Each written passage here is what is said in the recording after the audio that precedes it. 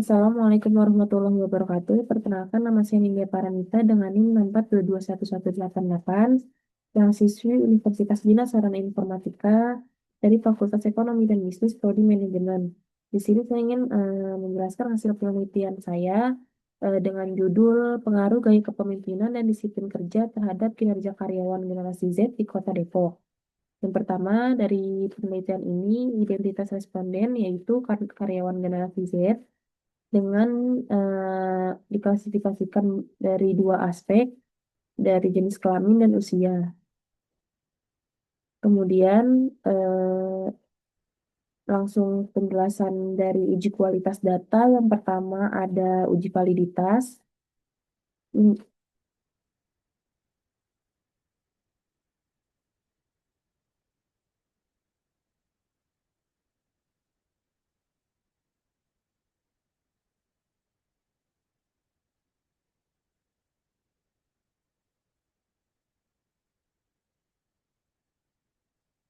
Itu dengan cara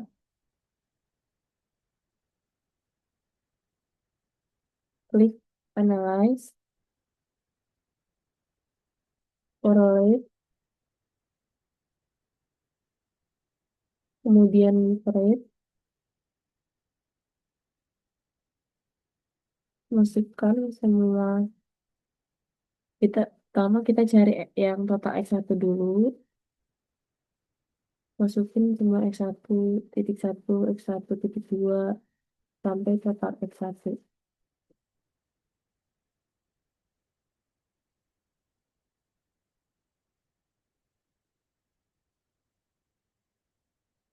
Kemudian klik OK.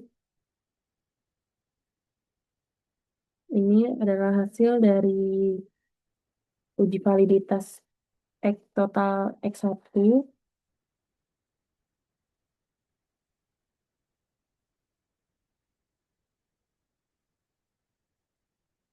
Kemudian kita cari X2,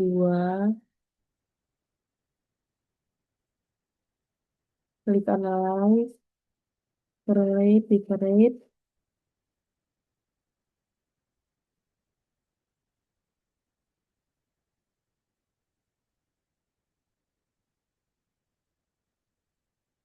Pindahkan X2.1 ke kanan, X2.2, sampai total X2.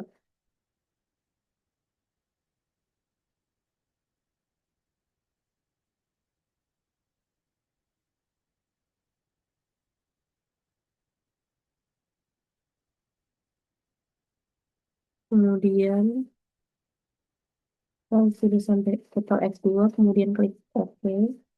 Muncul di sini hasil dari uji validitas total X2. Kemudian lanjut ke Y, variabel Y yaitu kinerja karyawan. Klik analyze, klik correlate, kemudian klik divide. Pindahkan Y1 sampai total Y.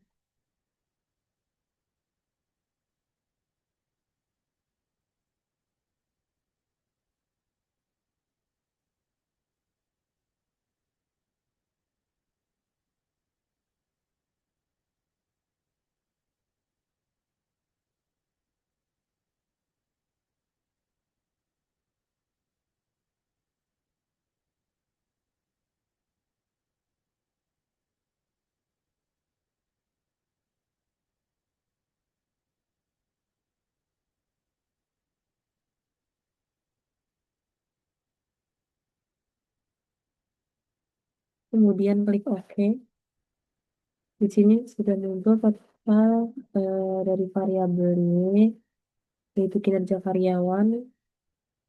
Berdasarkan tabel 4.1 hasil uji validitas pernyataan tersebut, yaitu dari independen X1 dan X2 dan variabel dependen Y dikatakan sudah valid yang memiliki nilai R hitung yang lebih besar dari R tabel sebesar 0,159 dikarenakan telah memenuhi kriteria validitas konstruk, yakni nilai korelasi item terhadap total skor variabelnya masing-masing berada di atas nilai kritis R tabel pada taraf signifikan 5%. Namun dalam konteks yang digunakan ini adalah 0,159 yang biasanya menunjukkan N yang besar.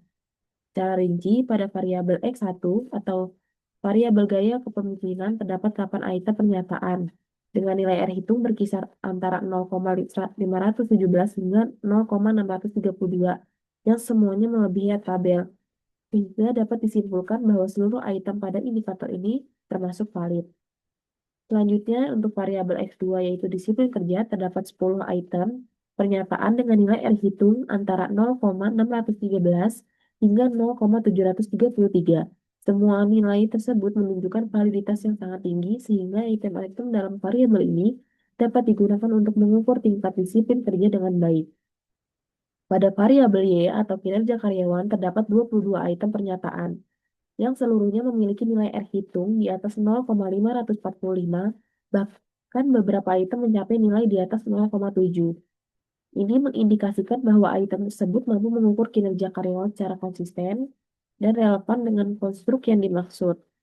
Dan dapat disimpulkan bahwa semua item dalam instrumen kuesioner ini layak digunakan dalam penelitian karena memenuhi syarat validitas instrumen. Kemudian yang kedua ada uji reliabilitas.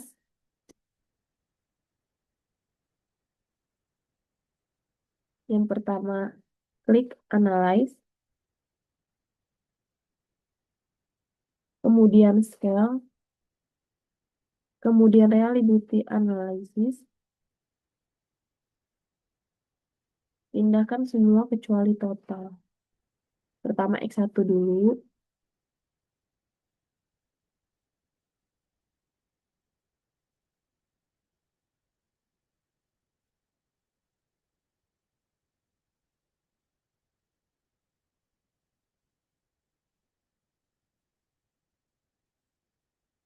terus klik Statistik, centang Scale It Item, Select, Continue, kemudian klik OK.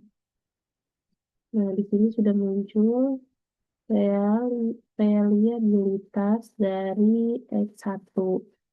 Kemudian berdasarkan hasil uji reliabilitas yang ditampilkan dalam tabel reliability statis dengan nilai Cronbach alpha sebesar 0,702 untuk 8 item pernyataan, dapat disimpulkan bahwa instrumen yang digunakan dalam penelitian ini berada pada kategori reliable. Nilai Cronbach alpha digunakan untuk mengukur konsistensi internal dari suatu instrumen atau kuesioner. Secara umum, nilai alfa lebih dari sama dengan 0,60 dianggap sudah cukup reliable dalam penelitian sosial. Ini menunjukkan bahwa item-item pernyataan dalam kuesioner memiliki konsistensi dalam mengukur variabel yang sama, baik dari variabel gaya kepemimpinan, disiplin kerja, maupun kinerja karyawan. Kemudian, untuk mencari yang X2-nya, klik Analyze, Scale Variable Analysis, pindahkan X, kita X2-nya. X2 titik 1, X2 titik 2, X2 titik 2 titik 1.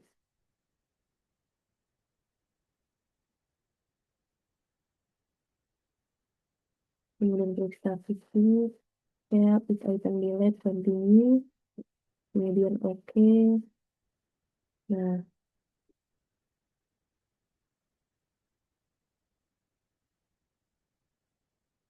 berdasarkan hasil uji reliabilitas yang ditunjukkan pada tabel reliability statik, dengan nilai Cronbach alpha sebesar 0,858 untuk 10 item pernyataan, maka dapat disimpulkan bahwa instrumen penelitian ini sangat reliable. Maka instrumen yang terdiri dari 10 item dari variabel X2 masuk dalam kategori sangat reliable, yang artinya pernyataan-pernyataan dalam kuesioner ini memiliki tingkat konsistensi yang sangat tinggi. Kemudian, untuk nyari uji reliabilitas Y, variabel Y, scale, reliable, analisis, Pindahkan Y1 sampai Y22 ke kanan.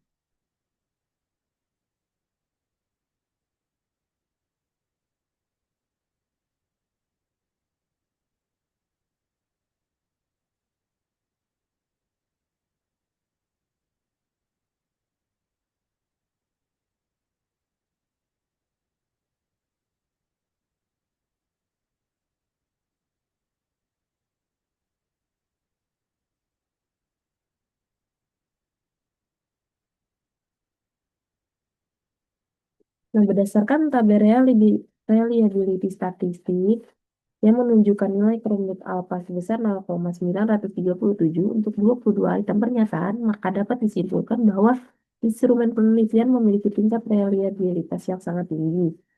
Kuesioner yang terdiri dari 22 item dinyatakan konsisten dalam mengukur variabel penelitian.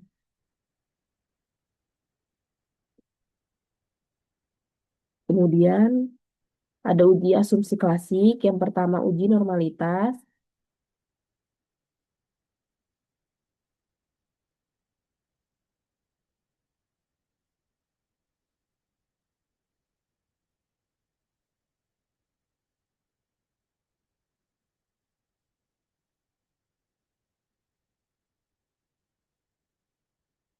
Klik analyze.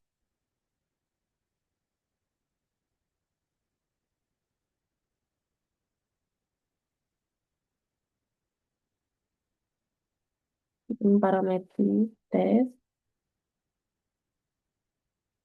Isi dialog.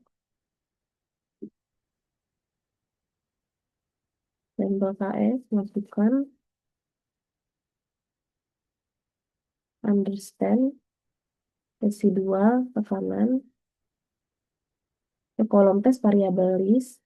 Klik normal.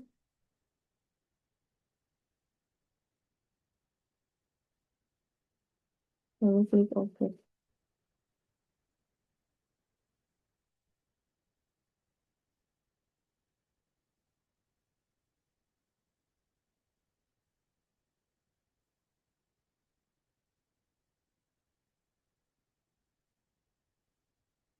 Atau bisa dengan cara analyze, regression,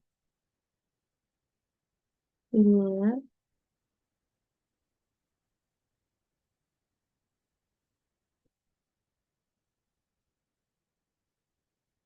independen, total X1 dan total X2, totalnya di dependent. Kemudian klik bagian fair, centang understand, begini.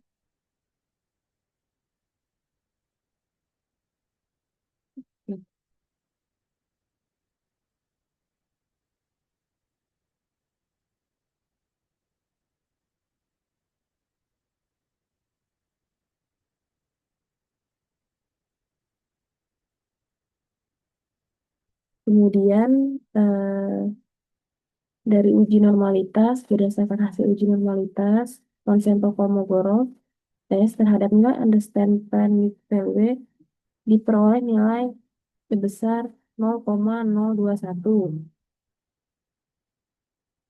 Nilai ini berada di bawah atas signifikan 0,05 sehingga secara awal dapat diinterpretasikan bahwa data tidak berdistribusi normal. Namun demikian, hasil uji ini dilengkapi dengan metode nilai Monte Carlo signifikan dan sebesar 0,283 dan interval kepercayaan 99% antara 0,271 hingga 0,294.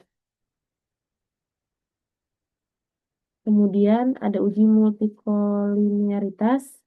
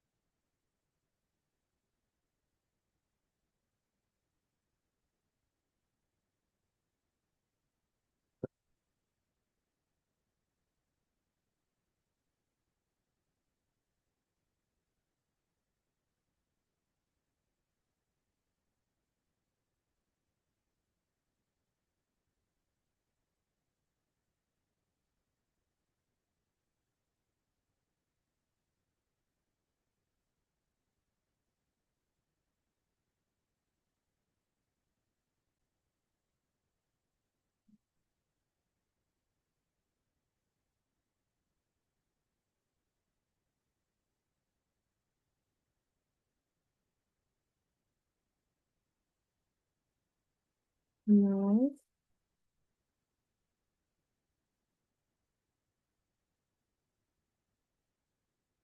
kemudian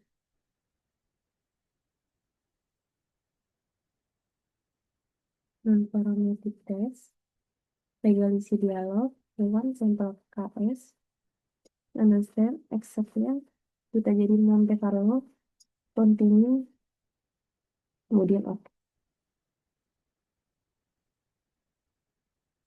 Nah, di sini sampel Kolmogorov Smirnov test.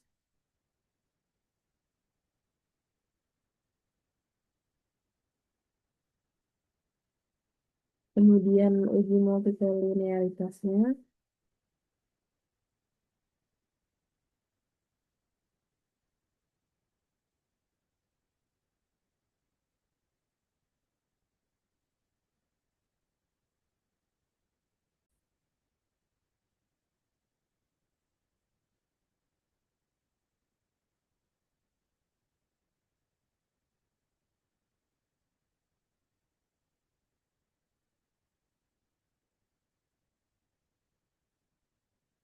nah kemudian di sini ada scatter plot,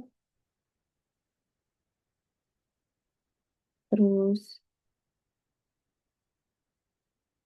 kemudian ada hasil dari uji multikolinearitas dengan eh, nilai konstanta sebesar 17.244 dengan nilai signifikan 0,007 yang menunjukkan bahwa ketika variabel total X1 dan total X2 bernilai 0, maka nilai prediksi variabel dependen total Y atau kinerja karyawan adalah 17,244 dan signifikan secara statistik. Untuk variabel independen total X1 diperoleh koefisien regresi sebesar 0,552 dengan nilai signifikan 0,006 yang berarti bahwa total X1 memiliki pengaruh positif dan signifikan terhadap total Y. Artinya setiap peningkatan satu satuan pada total X1 akan meningkatkan total Y sebesar 0,552 satuan dengan asumsi variabel lainnya konstan. Sementara variabel total X2 memiliki pengaruh yang lebih besar terhadap total Y dengan koefisien regresi sebesar 1,338 dan nilai signifikan 0,000. Ini menunjukkan bahwa total X2 juga berpengaruh positif dan sangat signifikan terhadap total Y. Selain itu, untuk memastikan bahwa tidak terjadi masalah multikolinearitas antara variabel independen, dilihat nilai toleransi dan fit atau varian inflation factor. Nilai toleransi untuk total X1 dan total X2 adalah sebesar 0,648 dan nilai efektifnya masing-masing adalah 1,544. Karena nilai fit masih di bawah ambang batas 10 dan toleransi di atas 0,1. Maka disimpulkan bahwa tidak terdapat gejala multikolinearitas dalam model ini. Kemudian, uji heteroskedastisitas dari eh, scatter plot dengan variabel dependen yaitu kinerja karyawan. Ini dari kinerja karyawan ini digunakan untuk menguji asumsi homoskedastisitas dalam regresi linear bertujuan untuk melihat apakah varians residual atau kesalahan prediksi bersifat konstan di seluruh nilai prediksi. Berdasarkan plot tersebut, titik-titik menyebar secara acak di sekitar garis horizontal 0 tanpa membentuk pola tertentu, misalnya pola melengkung, mengerucut, atau menyebar secara sistematis. Pola persebaran yang acak ini menunjukkan bahwa tidak terdapat masalah heteroskedastisitas yang berarti model regresi memenuhi asumsi homoskedastisitas yaitu varians residual yang konstan. Jika titik-titik justru membentuk pola tertentu seperti melebar atau menyempit, sering naiknya nilai prediksi, maka itu menjadi indikasi adanya heteroskedastisitas yang bisa mengganggu validitas hasil regresi. Dalam scatter plot ini, penyebaran tampak cukup merata dan tidak menunjukkan pola yang mencolok sehingga asumsi ini terpenuhi dan disimpulkan bahwa scatter plot residual menunjukkan pola penyebaran acak dan merata sehingga dapat disimpulkan bahwa model regresi ini memenuhi asumsi homoskedastisitas. Kemudian, uji T atau parsial Berdasarkan output tabel uji koefisien tersebut, dijelaskan bahwa model regresi menunjukkan adanya pengaruh signifikan secara parsial dari kedua variabel independen, yaitu gaya kepemimpinan dan disiplin kerja terhadap dependen totalnya, yaitu kinerja karyawan. Kemudian uji F atau simultan dilihat dari tabel ANOVA. Berdasarkan output tabel ANOVA di atas, bahwa hasil uji F menunjukkan bahwa model regresi yang dibentuk dengan variabel total X dan X1 dan X2 secara simultan berpengaruh signifikan terhadap variabel dependennya, yaitu kinerja karyawan, yang ditunjukkan oleh nilai F hitung sebesar 85,800 dan nilai signifikan sebesar 0,000 yang jauh lebih kecil dari tingkat signifikan standar 0,05. Dengan demikian, hipotesis 0 yang menyatakan bahwa tidak ada pengaruh bersama antara variabel X1, yaitu gaya kepemimpinan, dan X2, disiplin kerja terhadap Y, ditolak, dan hipotesis alternatif diterima, bahwa kombinasi variabel total X1 dan total X2 secara bersama-sama dapat menjelaskan variasi atau perubahan yang terjadi pada total Y dengan sangat signifikan. Selain itu, nilai mean square regression sebesar 272.768,326 dan mean square ratio 2 sebesar 32,265 menunjukkan bahwa variasi yang dijelaskan oleh model jauh lebih besar dibandingkan dengan variasi kesalahan, yang turut memperkuat kesimpulan bahwa model regresi layak digunakan. Kemudian, selanjutnya uji regresi linear berganda dengan rumus Y sama dengan hasil regresi 17,244 ditambah 0,552 total X1 ditambah total X2, yaitu 1,338, dapat dijelaskan bahwa persamaan regresi linear berganda ini menunjukkan bahwa variabel gaya kepemimpinan dan disiplin kerja memiliki pengaruh positif terhadap kinerja karyawan generasi Z. Nilai konstanta sebesar 17,244 berarti apabila gaya kepemimpinan dan disiplin kerja sama dengan 0, maka kinerja karyawan generasi Z diprediksi berada pada nilai 17,244. Meskipun dalam prakteknya nilai 0 untuk X1 dan X2 tidak realistis, konstanta tetap memiliki arti dalam struktur model prediksi. Kemudian koefisien regresi gaya kepemimpinan 0,552 menunjukkan bahwa setiap peningkatan satu satuan dalam gaya kepemimpinan akan meningkatkan kinerja karyawan generasi Z sebesar 0,552 satuan dengan asumsi disiplin kerja tetap. Kemudian uji koefisien determinasi, yaitu uji parsial, dilihat dari model summary-nya.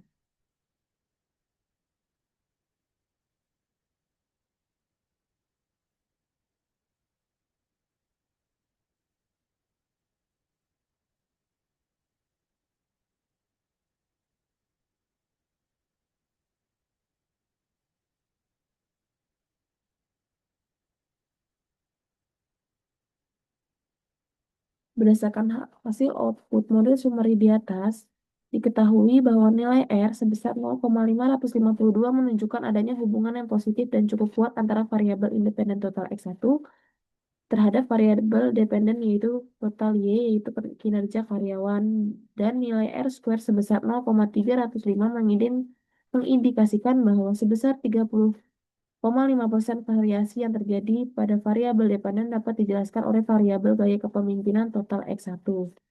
Kemudian simultan, berdasarkan hasil output model summary pada tabel model summary ini diperoleh nilai R square 0,539 dan nilai R-nya 0,734 yang menunjukkan bahwa adanya hubungan yang kuat dan positif antara variabel independen, gaya kepemimpinan, dan disiplin kerja terhadap variabel dependen, yaitu kinerja karyawan. Sementara nilai standar errornya yaitu 5,680 menunjukkan besar kesalahan standar dalam memprediksi variabel dependen. Semakin kecil nilai ini, maka semakin baik model dalam melakukan prediksi. Dengan demikian dapat disimpulkan bahwa kombinasi variabel gaya kepemimpinan dan disiplin kerja memiliki pengaruh yang cukup besar dan signifikan terhadap variabel dependen, yaitu kinerja karyawan dalam model regresi ini.